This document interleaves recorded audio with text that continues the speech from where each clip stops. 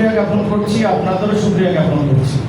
যদিও বলা হচ্ছে হেডলাইনটি বলার দরকার নেই, আমি মনে করি ওটাই বলা বেশি প্রয়োজন আছে।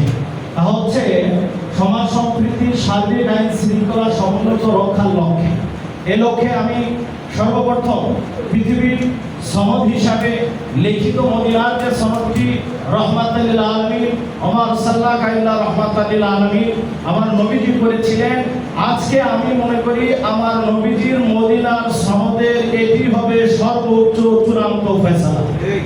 মদিনার সনদের দুইটি বিষয় আমি এখানে আজকে উল্লেখ করব।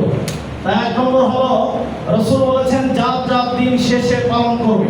আপনারা যদি সিরাত ইবনে হিশাম 1200 বছর আগের লেখা আপনি আমার কাছে আছে, অনলাইনে আপনারা দেখতে পারবেন, সেখানে আরবি, ইংরেজি, বাংলা যে যে ভাষা জানেন সেখানে পাবেন। বাংলা ইসলামিক ফাউন্ডেশন থেকে সেটা তো পাবেন। সর্বশেষ যে ধারাটি আমার রাসূল করেছেন তা হলো বিচার আচার আইন শৃঙ্খলা বিশৃঙ্খলা ফয়সালা একমাত্র মুহাম্মদুর রাসূলুল্লাহ আল্লাহর পক্ষ থেকে হবে।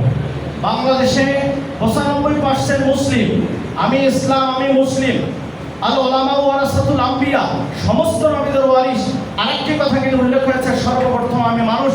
এদিক থেকে আমি বলবো আমরা মানহুস না। যারা মানহুস, যারা কুচক্করি, তারা কোনোদিন মানুষের কাতারে আসতে পারে না। অতএব স্লোগান শুধু মানুষ, এই স্লোগানের সাথে আমি একমত না। পৃথিবীর সর্বপ্রথম মানুষ আদম আলাইহিস সালাম, পৃথিবীর সর্বপ্রথম মানুষ হাওয়া আলাইহিস সালাম। তাদের দুইজনের বন্ধন থেকে ইসলাম আজও অবধি আছে। অন্যান্য ধর্মাবলম্বী ভাইরা পালন করবে। আমার আলোচনা হলো হরিদাসকে অতি বিলম্বে নয়, আজকেই গ্রেফতার করা হোক এখান থেকে।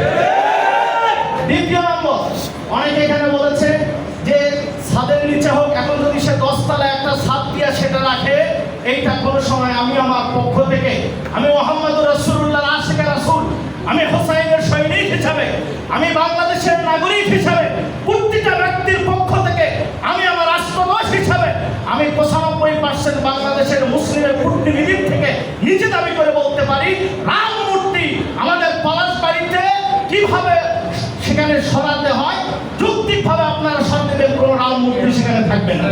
এটা হলো আমার দাবি। এছাড়া আপনারা বাকিটা আপনারা দেখবেন ইনশাআল্লাহ। এটা হলো আমার প্রশ্ন।